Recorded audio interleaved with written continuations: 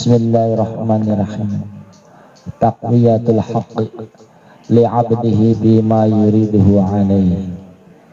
Taqwiyatul haqqi li'abdihi, memberi kekuatan siapa Allah li'abdihi buat hambanya, bima yuriduhu ilaihi, atas apa-apa yang Allah datangkan kepada hambanya. Jadi ini bagaimana biar orang repot tapi nggak terasa repot. Bab ini yang paling banyak diderita oleh kita semua ini. Jadi beban yang berat, beban keluarga, beban ekonomi ini paling banyak. Nah ini cara-caranya. Ini ada 10 cara.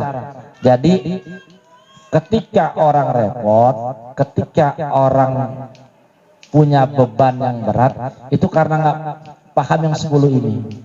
Nah Tuhan SWT memberikan pemahaman 10 ini. Dengan 10 ini insya Allah kerepotan hilang. Insya Allah kerepotan hilang. Ini beban yang berat nggak ada. Beban yang berat nggak ada. Yang pertama apa? Amal awal. Ini dimasukkan ke dalam hati biar enak.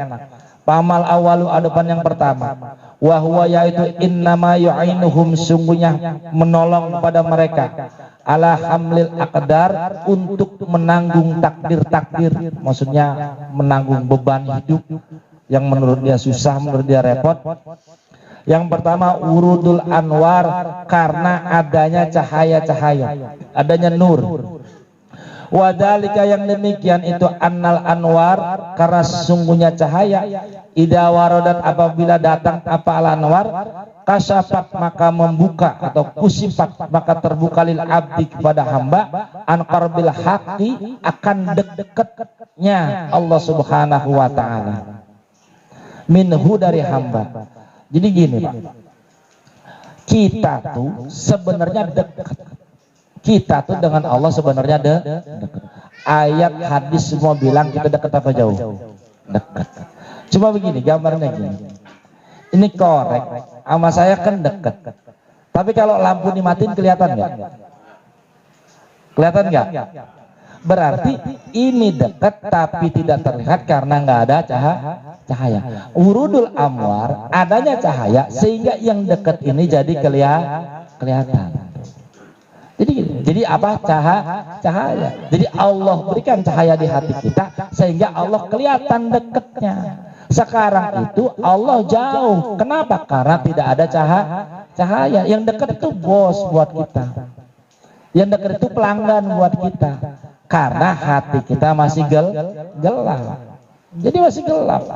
Jadi misalkan ada susah di kita, repot di kita, kalau cahayanya ada, Allahnya dekat, nggak mungkin kita repot. Nggak mungkin kita ngeluh, nggak mungkin.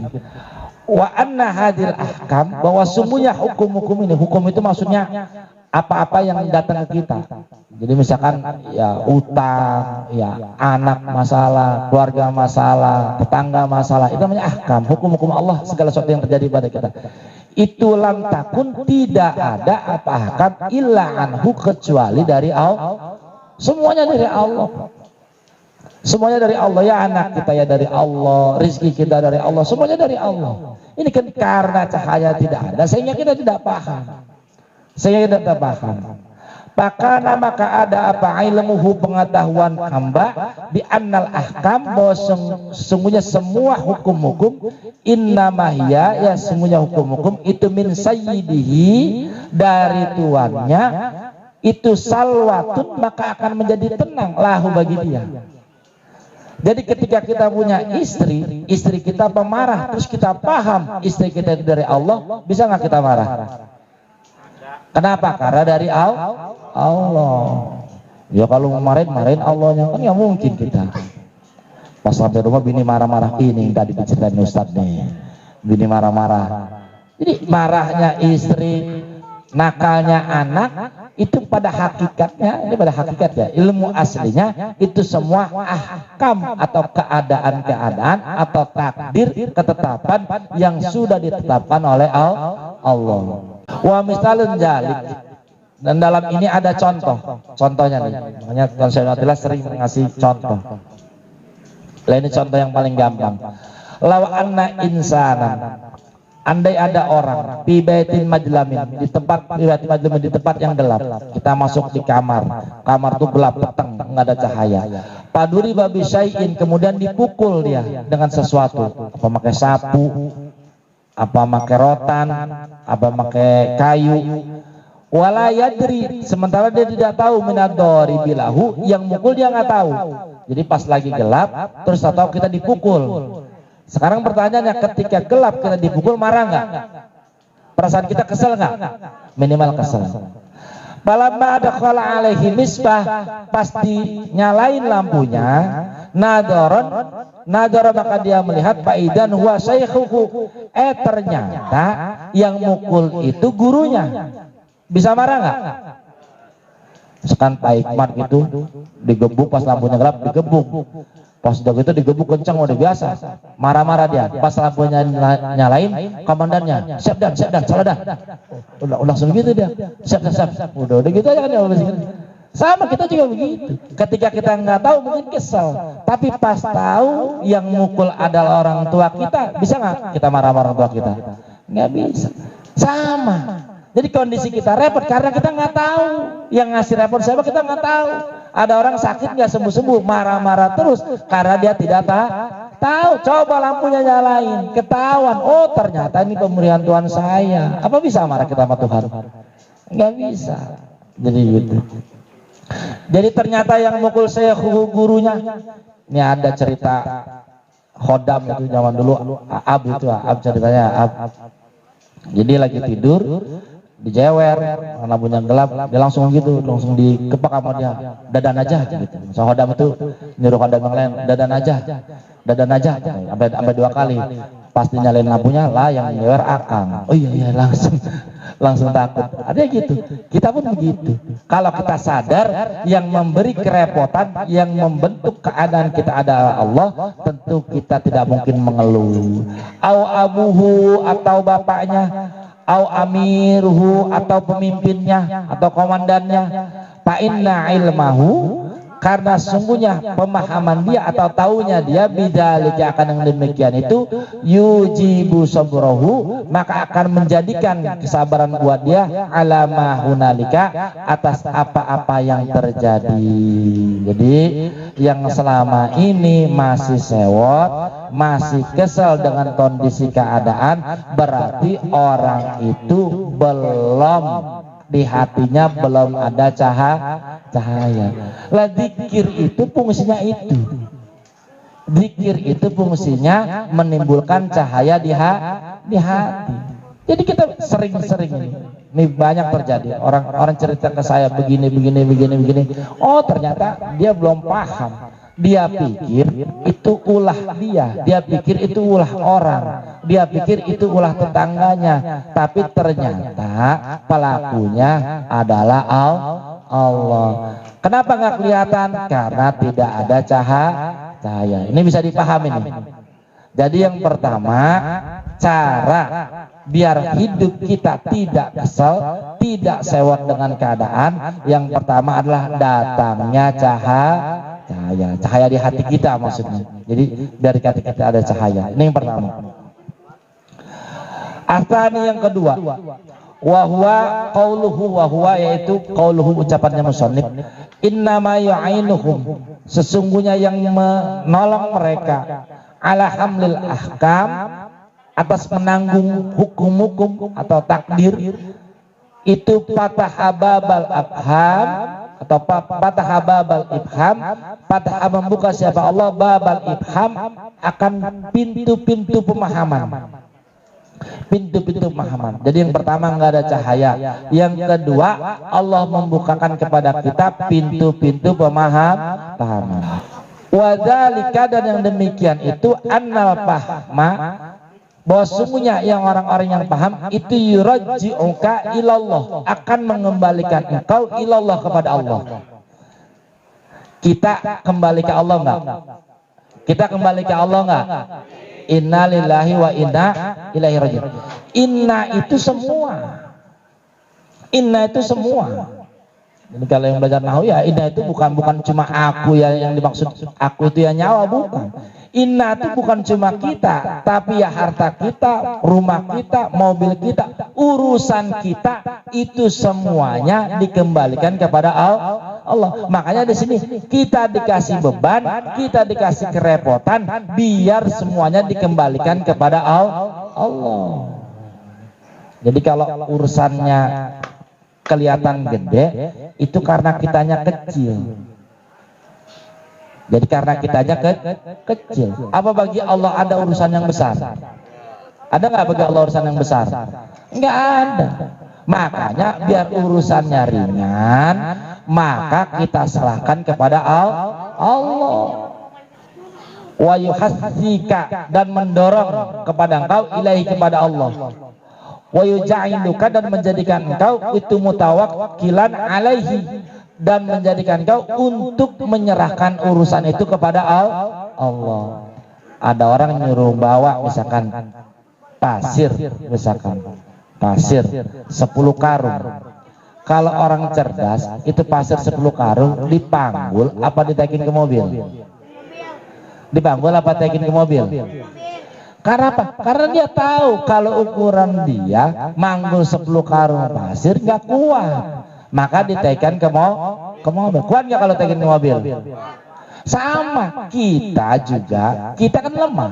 Khuliqal insanu dha'ifa. Manusia itu diciptakan dalam kondisi lemah. Kita tuh sangat lemah. Ketika Allah kasih kita beban, bukan disuruh nyelesain kita, bukan. Salah kalau orang berpikir ketika dikasih kerepotan disuruh selesaikan oleh orang itu. Kenapa? Orang Allah ciptakan kita dalam kondisi lemah, masa mana mungkin dikasih beban kerepotan. Allah memberikan orang kerepotan biar kerepotan itu dipasrahkan kepada Allah. Itu gitu. Prinsipnya begitu prinsipnya. Kenapa? Karena Allah ciptakan manusia itu dalam kondisi lemah. Allah kuat. Ketika orang lemah untuk tidak kuat menanggung beban, maka harus dipasrahkan, diserahkan kepada yang maha kuat. Itulah ya wakil itu begitu. Ya wakil itu begitu. Ya kalau buat kita kan ukurannya ya jangankan sampai ratusan juta. Kadang-kadang duit pego aja kalau kagak jadi mah susah. Bener. Iya buat kita duit pego, duit 200 itu kadang-kadang susah. Kadang-kadang mau beli rokok aja yang ngumpulin itu yang 2000-2000an dikumpulin. Udah nggak pakai merek tuh rokoknya. Jadi rokoknya udah nggak pakai bungkusan, pakai kantong plastik. Orang beli rokok beli cabai loh. Jadi buat kita sama saja. 1 juta juga kita nggak bisa mengadakan, 100.000 juga nggak bisa mengadakan, 10.000 juga nggak bisa. Dan buat Allah sama saja. Butuh kita 10 juta sama 10 miliar sama buat Allah sama. 10 miliar kan berat karena kita apa? Iya Allah berat 10 miliar. Ya Allah saya ini nggak kuat ya Allah, saya butuh 10 miliar ya Allah. Iya bisa, tapi diangsur ya saya kasihnya. Kan nggak mungkin begitu. Jadi Allah pasti kuat. Ini kan yang jadi repot itu, udah tahu kita lemah, sok-sokan nanggung. Sok-sokan nanggung. Makanya kalau di hikam itu bahasanya begini. Kalau di ini sama-sama pengarang Ibnu Athaillah itu mengatakan begini. Barang siapa yang sakana ila ilmihi wa aqlihi wa quwwatihi, orang itu bersandarnya kepada ilmunya karena dia pinter, ahli menyelesaikan masalah, wa aqlihi dan wa ilmihi, ilmunya banyak, wa aqlihi dan akalnya, wa quwwatihi dan kuat, dia punya kekuatan yang banyak, anak buahnya banyak, organisasinya kuat, dia merasa bisa untuk menyelesaikan masalah. Kata Allah, waqalallahu ilaihi, waqalallahu ilaihi, maka Allah serahkan urusannya untuk diurus sama orang itu.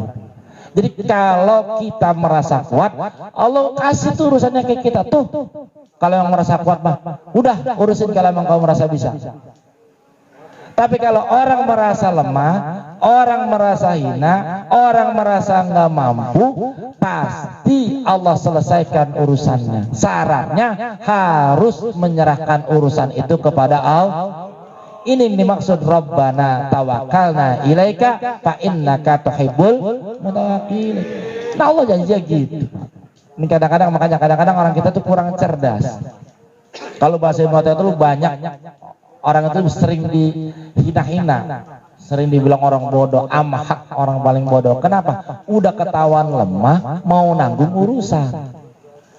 Iya, udah ketahuan kita lemah, masih mau nanggung urusan. Makanya itu, jadi serahkan ke Allah. Waqad qala ta'ala, waqad qala, dan telah berfirman siapa Allah Ta'ala, wa may yatawakkal 'ala Allahi fahuwa hasbuh. Wa man, barang siapa ya tawakkal yang berserah 'ala Allahi kepada Allah, bahwa maka bermula Allah itu hasbuhu, pasti akan mencukupi orang itu. Jadi kalau orang pasrah ke Allah, orang semua urusan diserahkan kepada Allah, maka janji Allah, Allah akan mencukupi. Allah akan menanggung, menyelesaikan segala urusan.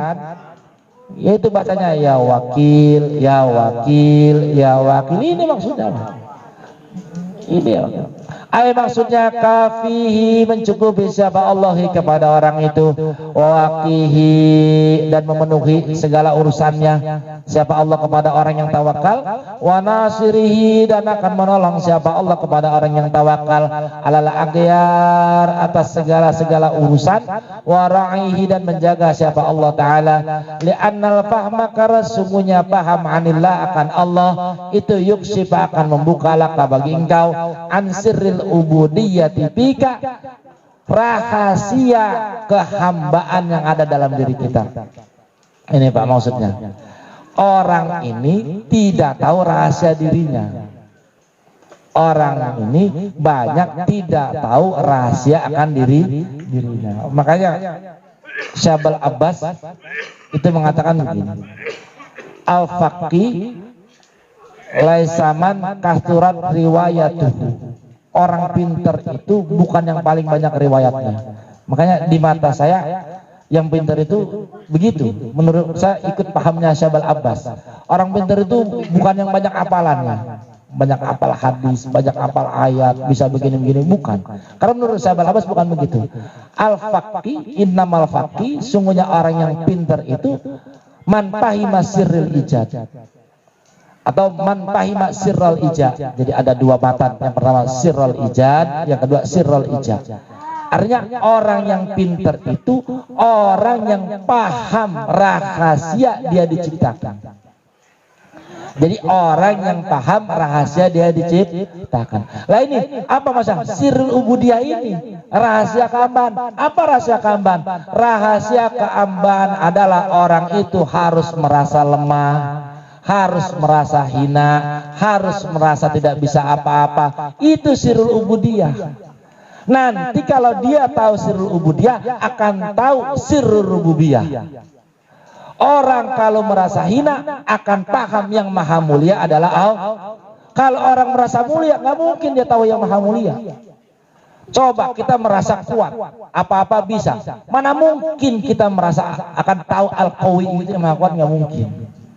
Orang yang segala kebutuhannya terpenuhi, pengen apa-apa tinggal bayar, pengen tinggal ini, dia tidak akan tahu siapa rububiyah, nggak akan tahu. Ini dimaksud dengan man arafa nafsahu faqad arafa rabbahu. Barang siapa yang tahu akan dirinya, maka dia tahu akan Tuhan. Barang siapa yang tahu akan dirinya lemah, maka dia akan tahu Tuhannya kuat. Tapi kalau dia tidak paham dirinya lemah, dia tidak akan paham Tuhannya kuat. Gitu. Jadi itu orang lemah mau ngurus sendiri atau diserahkan ke yang kuat? Diserahkan yang kuat. Udah. Di sini pokoknya yang punya urusan apa aja serahkan ke Allah. Kenapa? Karena Allah gudangnya segala urusan. Jadi semua urusan pasti bisa diselesaikan oleh Allah. Kenapa? Karena af'al itu, perbuatan-perbuatan itu fa'ilnya, pembuatnya aslinya Allah. Nggak mungkin Allah. Sekarang ada orang sakit, Pak Ustaz, saya sakit udah 10 tahun. Kalau dipasrahkan ke Allah sembuh nggak? Lo orang kita belum ada aja Allah bisa. Logikanya kan gitu, Pak.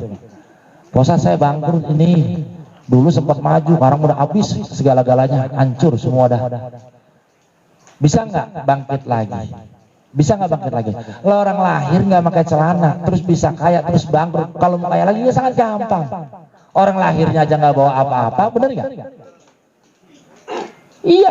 Jadi semuanya sumbernya Fa'ilnya, pembuatnya adalah Allah. Nggak mungkin nggak bisa, nggak mungkin nggak selesai.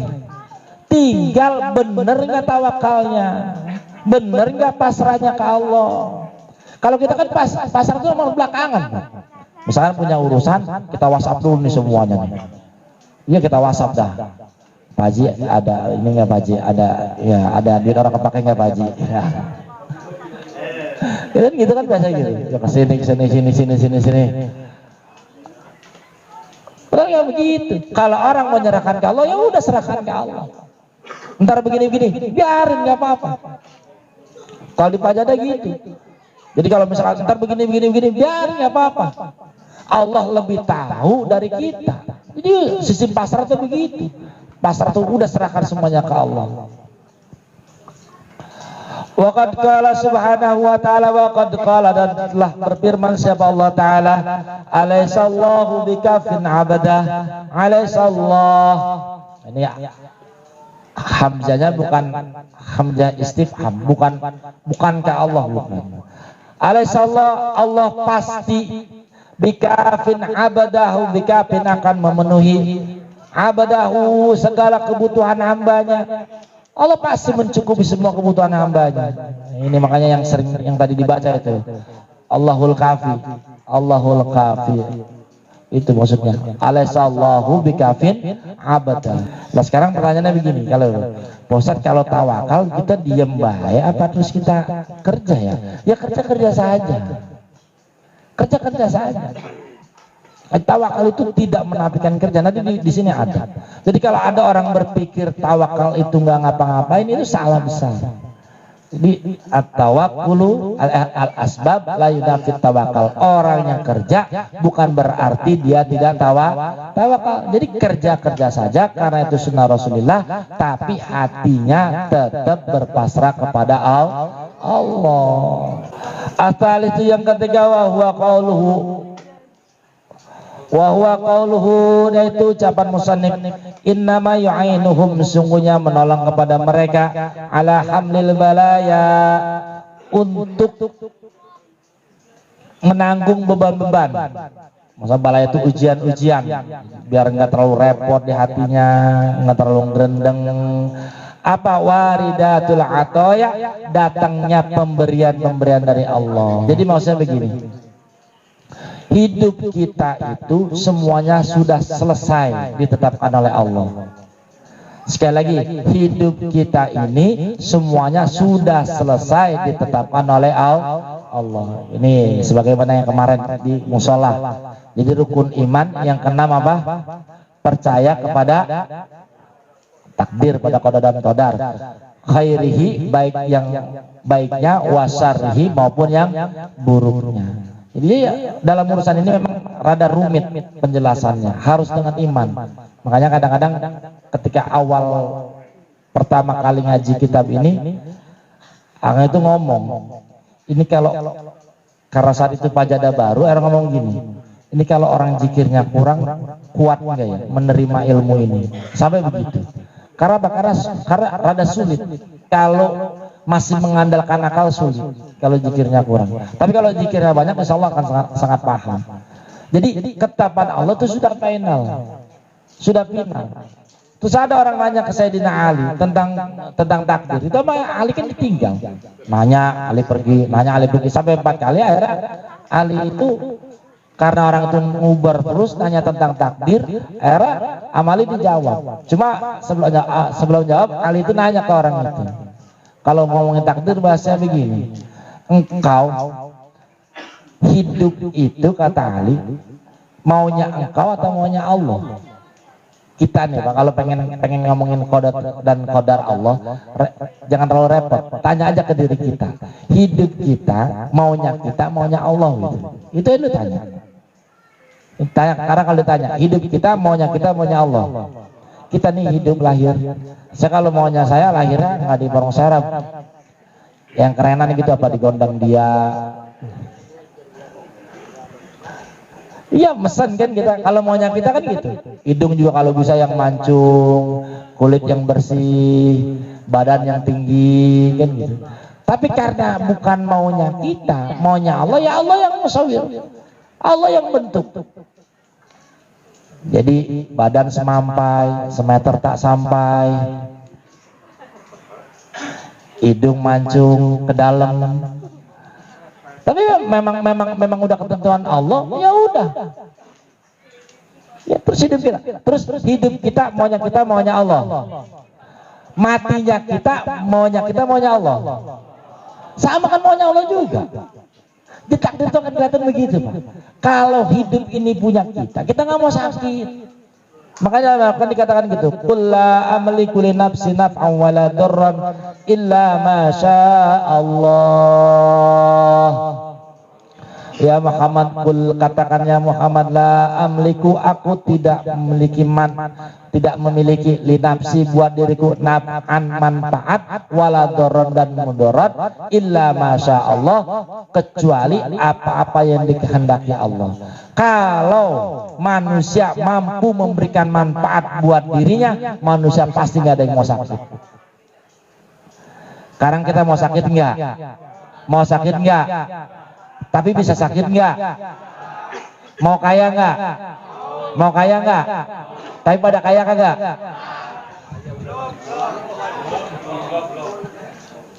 Kalau manusia bisa memberikan manfaat ke dirinya, tentu yang enak-enak aja. Ya duit banyak nggak pernah sakit. Tapi kan faktanya nggak begitu. Ya faktanya nggak begitu. Ada yang susah, ada yang sakit. Artinya apa? Hidup ini bukan antara kita, bukan cerita tentang kita, tapi hidup ini cerita tentang Dia. Allah yang punya cerita, Allah yang garis-garis. Lah ketika kita udah paham ini, sehingga ujian, kerepotan, nggak punya duit, itu kita pandang semuanya adalah ketetapan Allah. Udah ketetapan Allah. Terus gimana Pak Ustadz kalau begitu? Ketetapan Allah, saya miskin kali ya, sampai gini kagak punya duit mulu. Atau jangan-jangan untuk ketetapan Allah saya nggak ada jodohnya nih, sampai gini belum kawin ini Pak Ustadz.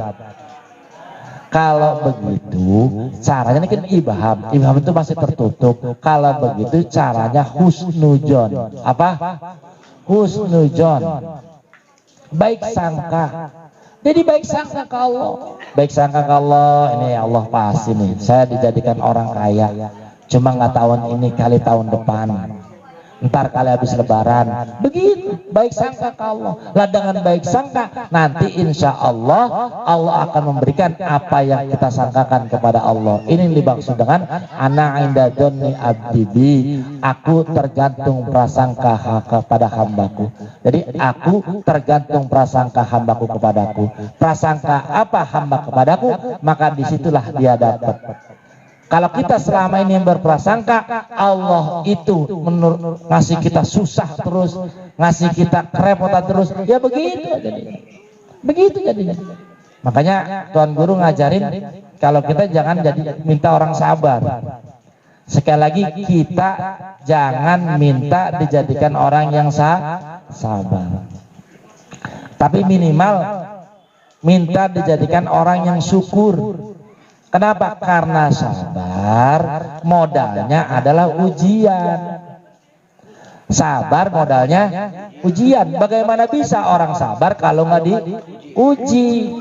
Tapi kalau syukur modalnya nikmat. Kalau orang dikasih nikmat, insya Allah bersyukur. Makanya dikasih nikmat terus sama Allah kalau kita syukur. Tapi kalau kita minta dijadikan orang sabar, maka diuji terus. Mau diuji, mau dikasih nikmat. Makanya jadinya orang syukur. Ini maksud Rabbana ja'alna syakura wa ja'alna siddiqo. Jadi doa yang awalnya itu wa ja'alna saburo, jadikan kami orang-orang yang sabar. Tapi yang akan diganti wa ja'alna siddiqo. Siddiqo itu orang yang mantap kepada Allah Subhanahu wa taala.